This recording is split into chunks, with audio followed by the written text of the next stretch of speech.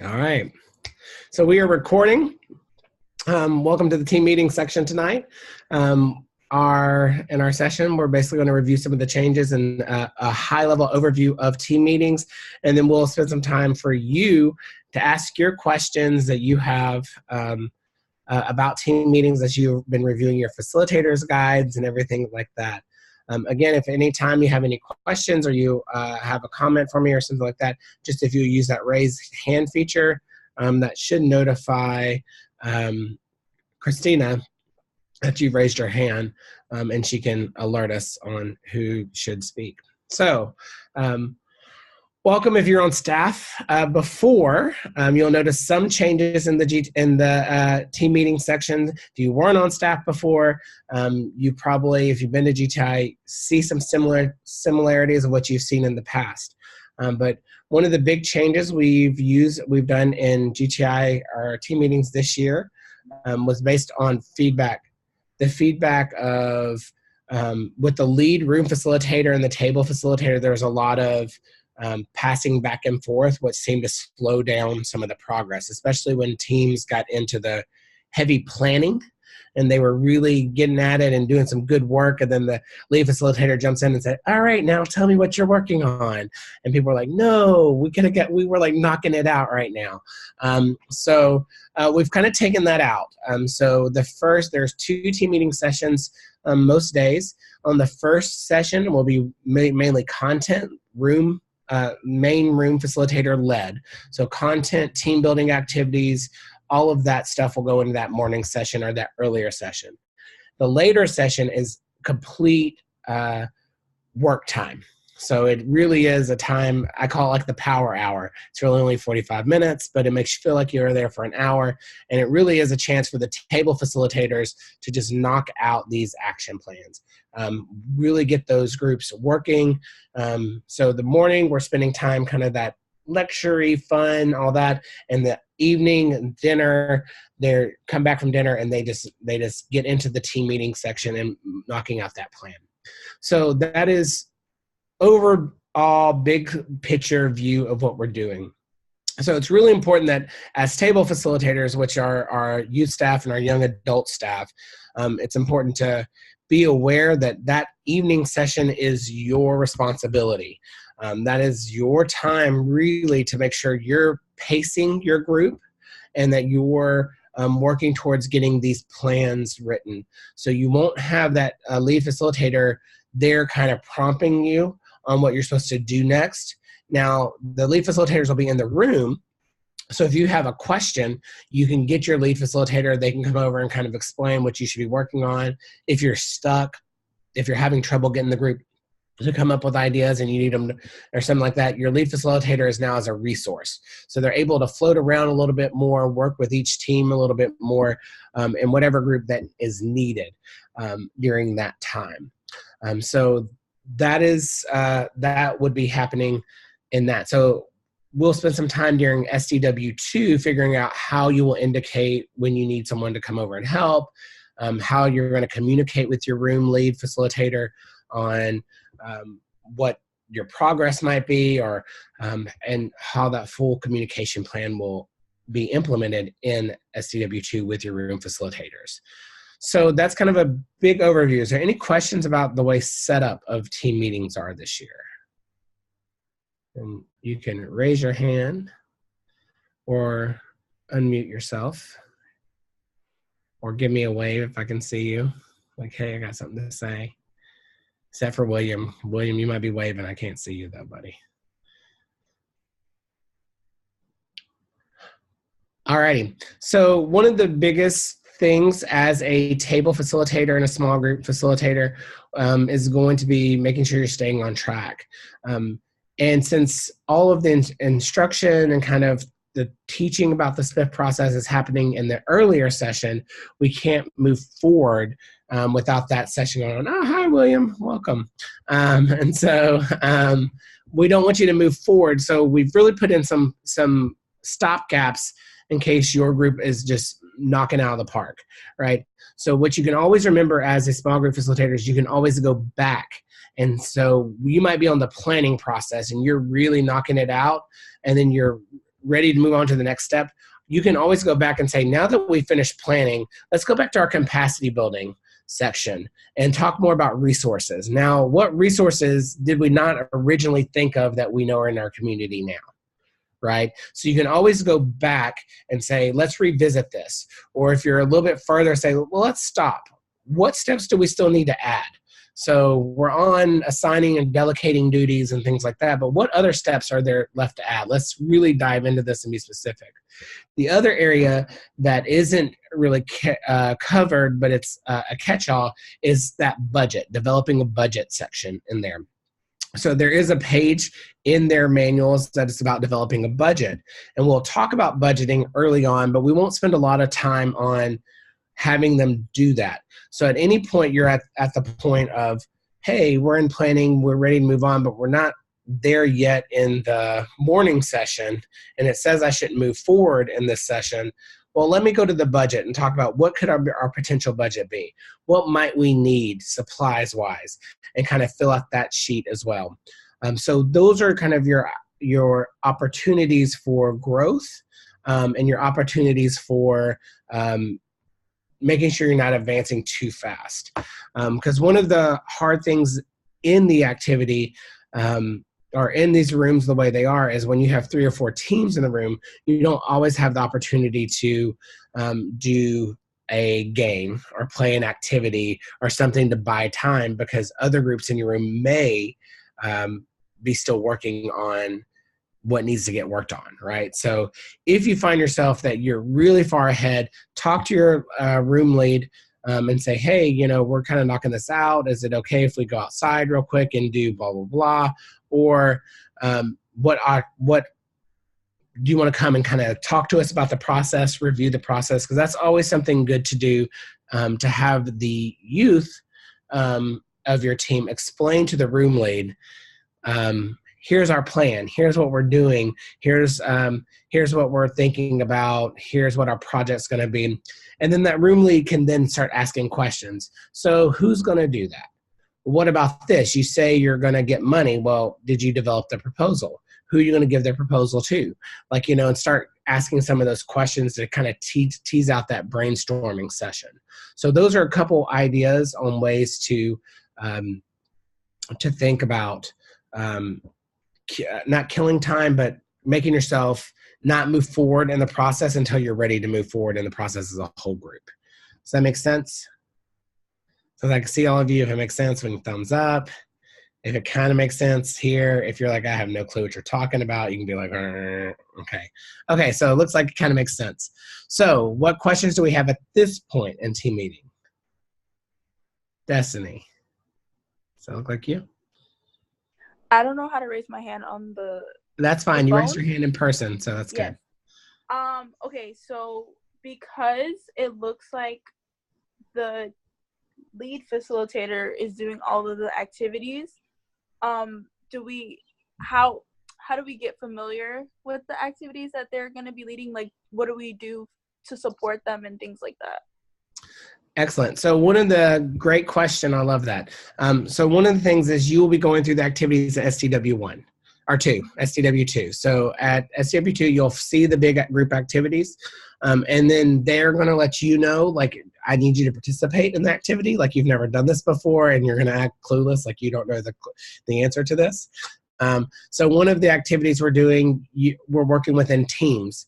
You just work with your team, right? You know, and do some of that stuff in the team. One of the activities is a whole room activity. And so it may be we ask you to step out and observe and watch and help do some stuff like that. So you'll go through them at SCW2.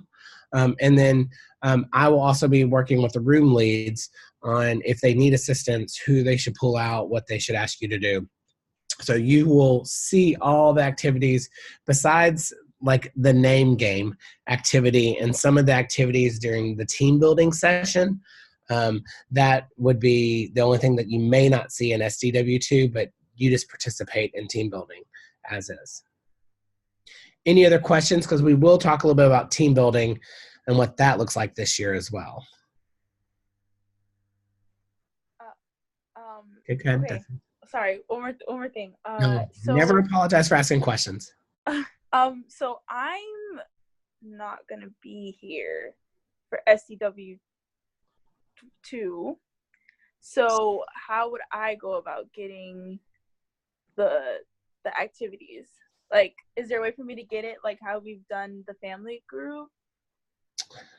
I will talk to Mary Kate and Alexis about that. And Christina, you want to say something? I can add a couple things. That is on our radar, Destiny, and we are working right now, because you're not the only one, on some ways to help you get caught up. And so the staff training team is working on some videos, like that session Michael's talking about. We're going to try to video some or all of it, and then Alexis will reach out to you and help you like figure out a time to meet with you. It might be kind of a little bit ahead of SCW 2.5, or something you'll hear from her or from one of us about how to kind of schedule that, as well as you'll get some stuff sent to you, hopefully, that you can watch. Okay, thank you. Great questions. Perfect. Okay. Any other questions, comments, concerns? Anything like that? So another change that we're doing this year, if you were on staff before, it makes sense. If you weren't, you didn't even know this happened in the past. Team building will happen in your rooms with your main room facilitator. So previous year at GTI, you had someone that led the group in a big team builder outside on the green, and we did activities, and then you went into the room, and then you did like team meetings, stuff like that. So the room facilitator will actually lead the team building activities for their group. So that gives a chance for the room facilitator to interact with that group and interact. So it's not just a stranger putting it on one day and then they never see that person again. It's that team room lead, and that also gives a chance for the room lead and you as youth staff to really see your team in action, right? And so that's good knowledge base. So what will happen is we will do some of the team building activities, and then there will be a break where all the youth staff, young adult staff, and adult advisors will leave. And y'all will have your adult advisor staff member meeting, while the room lead will stay in the room with all of the team, the youth participants, and start teaching the SPIF process. So we'll start doing the overview of SPIF. So that's why in SDW1, if you were there, or in the makeup, we talked about what the SPIF process was, and we started talking about all of that, because you'll know what that is when you go into it, and we'll do some review during SDW2 on the SPIF process, so you don't feel like, oh, they all know something that I don't know now. We'll remind you of all of that at SDW2, but review your tweets that you submitted for homework, or you should have submitted for homework, or if you haven't submitted for homework, that was like assignment 1, so you need to catch up. But you can still catch up. Review those on that will happen. So what will happen is when you go out, we're going to be doing these small group meetings with just the people in your room. So team meetings are actually going to happen in 2 different buildings this year. So everyone will be centralized in one of the 2 buildings. And so everyone for, let's say, if one of the buildings, let's say, is language, all the youth staff, young adult staff, and their advisors will meet somewhere in language to talk about a kind of a mini meeting there, networking meeting. If the other building was science or Pierce, they will meet. The people that are meeting in that building will all meet in a centralized location and kind of do their own little networking meeting right there.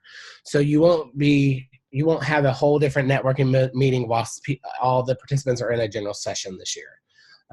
So that's different than last year. So that will be a change, and there will be somebody there that will kind of direct you through what you're supposed to be talking about in that networking meeting with the adult advisors. And that really is just a chance for you as a youth staff member or young adult staff member to talk with your adult advisor and say, tell me about your team. I got to know them a little bit now. We did this team building. What else should I know? What's the budget? Here's how we're going to work together as a team. Because we really want you to look at your adult advisor as part of your team, that you and the adult advisor are the facilitation team to get people through this process. if that makes sense. So we'll have some different conversation pieces to review there. Any questions about that networking meeting or that team building meeting? And all you do in team building is participate. Yes. Okay. Seeing none, no questions, no questions. So now I'm going to put out to the group, now that you have reviewed your facilitator guide, what questions about team meetings do you have? And if you don't answer that, I'll give you another question you all have to answer. So that's fine. No questions? Clear as mud? Everyone's got it? Raise your hand if you didn't review your facilitator's guide. No, don't do that. Don't. All right. So, looking at my returners here that have reviewed team or have led team meetings before, what advice do you have for leading team meetings for those of us that have not led team meetings before? And you can physically raise your hand if you want to talk and we'll call on you, or you can raise your hand in the button down there. Okay, William, go ahead. You can unmute yourself. Really, I'm just going to say that make sure that you have confidence in the stuff that you're saying. Like, even though we're going to be going over a lot less, but everything that you do that we have to go over, make sure you have confidence in what you're doing so that way they can easily follow you as well. Excellent. That's great advice. Confidence is key. And if you don't have confidence, that's what you're really going to use this SDW2 to do. And I don't care if you have to meet with me every meal that we have free to talk about this facilitator's guide. We can meet every meal that you have free to make sure you are confident, because William's absolutely right. If you go in feeling nervous, you'll always be nervous. Because on the first time, you'll always feel a little nervous. But if you go in feeling like, I don't know what I'm doing, they're going to read that and they're going to be like, do you know what you're doing? So yeah, use this time to talk to your friends, talk to me, and your room leads. You'll learn who they are pretty early on in SDW2, hopefully. What other advice do you have? Maya, go ahead.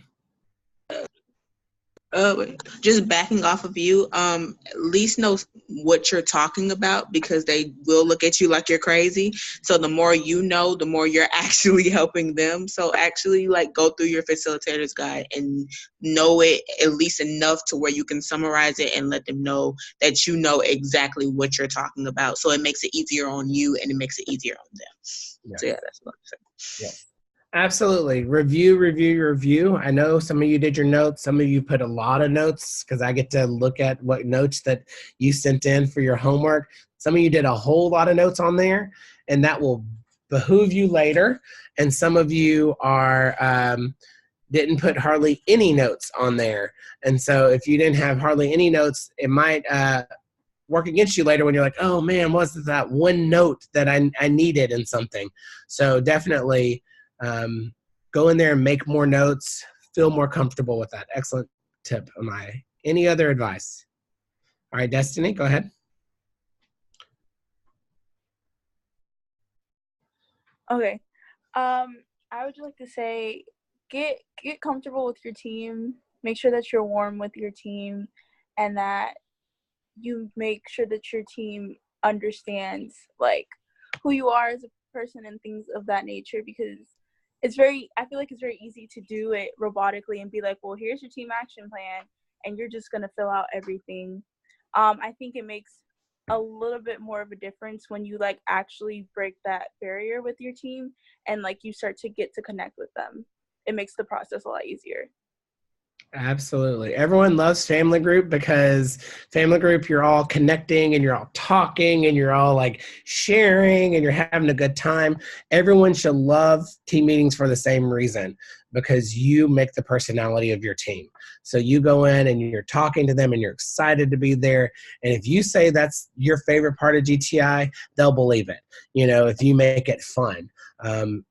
I love team meetings, so I'm excited that I get to plan it and work with you all on that. It's been my favorite part for GTI for years. But if you make it fun, they'll have fun. So get to know your team, connect with your team, and bring that personality. And that's going to make that 45 minutes go so fast because you're having fun with them and still getting your job done, you know. So any other, okay, Jalen. I guess like off the same thing that like Destiny's saying, like make sure your team like knows your role. Like even though like you're their friend, make sure they know what they're there to do. Because I know I've had some teams that kind of make it seem like I'm supposed to write their team action plan for them, or like we become friends and then they feel like all we're doing is being friends. Make sure you're like staying on the role with them. Or like I've had some teams that are like they're all friends, so they get off topic a lot, and you have to be able to like reel them back in. So just make sure you're being patient with them and you know how to reel them back in. And then I'm also not like an authoritarian type person. So if you feel like you can't like tell your team, hey, you guys need to get back on track without sounding like mean or trying to break that friendship that you have with them, like make sure you talk to the main facilitator and tell them, hey, they can get a little bit rowdy. So can you kind of watch out for us and make sure that they're like staying on track? Absolutely. Great advice. You're there to get the action plan done, right? Because we want to send them back. At the end of the day, we want them, at the end of the week, we want them to have that plan that they can implement at their homes, right? And that's the most important thing, that they go back with a good, solid plan and that you help them get through that process. So I always say, and Mirsa was in my room last year during team meetings, I always say, I'm the expert on the process. You're the expert on your community and your team. So you got to say what's going to work at home. I can only give you the process, you know. And so I think that's really good advice, that like, I'm not writing this plan for you at all because that's not my job. Like, you got to write the plan. You got to be the owners of this plan. And if people get too off track, you want to have fun, but you want to be on track. And if they're too off track, get that help to help you get back on track. And just let your room facilitators know, or be able to say, hey, y'all, let's come back together. Let's keep going because we only got 30 more minutes. Like, we got to get this done. You know, this is going to be awesome. Excellent. Joyce, I think I saw your hand go up earlier. Okay.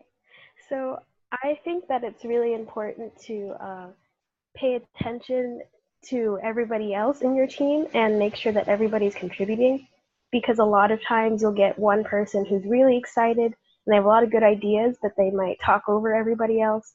Or if you have a lot of shy members on your team, making sure that you either get them to participate or you get them to contribute something, either by having them read something or just talking to them, because I think that's really important to make sure everyone's on the same page.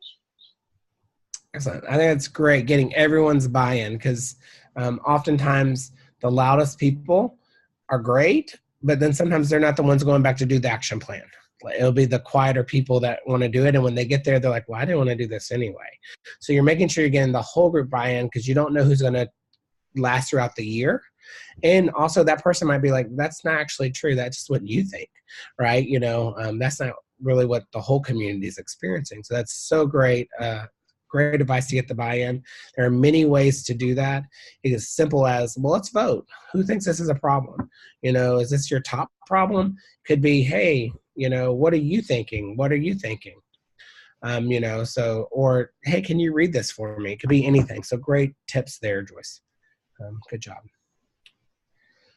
So for my new folks, you haven't got a chance to speak yet.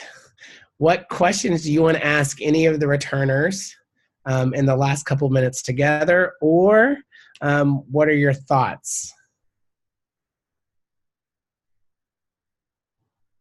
Was that a kind of a wave, Hannah, or was that a like, I don't know what I'm doing yet, Hannah?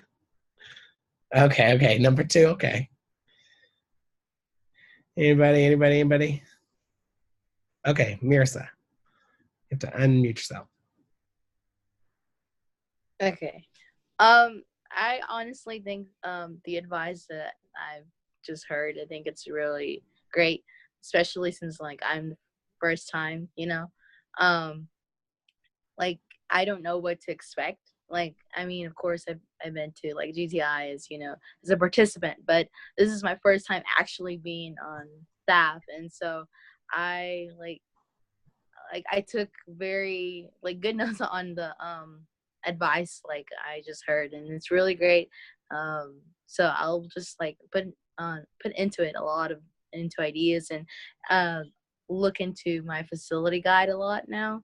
Especially, I feel like I need to make more notes now, and I feel like that will help me a lot. Yeah, the facilitators guides are great, both team meetings and family group. And what I can tell you is figure out a system that works for you. The guide is formatted different this year for the returners, as they know if they've seen it this year. I don't know if they like the format. That's the way I've been doing my facilitators guides for years, with I make notes in kind of that margin, so I can just read my notes and not have to read all the words, right? So whatever way works for you, if you're a highlighter, if you're a jot the note, if you're a circle a word, whatever way that works, figure out what works for you and make sure you really use that. As you don't want to read from it. Nobody wants to hear this the whole time they're, and someone reading from their book, but you have it there as a resource. But you should be able to look at your notes and be like, okay, this is what I hit. This is what I hit. What's the name of that assessment? The Annie Case Kids Count. Okay, there we go. Or, the Georgia Student Health Survey, and stuff like that. So you might just have to highlight certain words. So just keep on reviewing that facilitator's guide. The more confident you feel, the better you can do it. And if I can lead team meetings, you can too. So I'll say that. So, yeah. Any other comments, questions, concerns, anything from the good of the cause from anybody on the call? All right. Well, I want to thank you for being at this meeting tonight. We hope that it helped you a little bit get an overview of what was going to happen in team meetings, understand your roles in team meetings, and kind of get some advice from the people that have led it in the past couple years. Feel free to reach out to me, reach out to that GTI staff email address, to your liaisons, with advice, and your connection group people.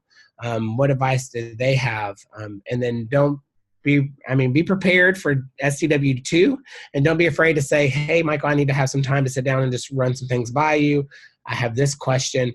Really, I think I speak for Aaron when I say this as well, that the reason we're coordinating team meetings and family group is because we love it. So we like talking about it. So we helped write the guides. We help choose the activities. So you can ask us anything, give us feedback about what you have. We're all open to it and want to hear from you all what works. All right. So with that, we've taken our 30 minutes or so. We started about 5 after. It's 8:33.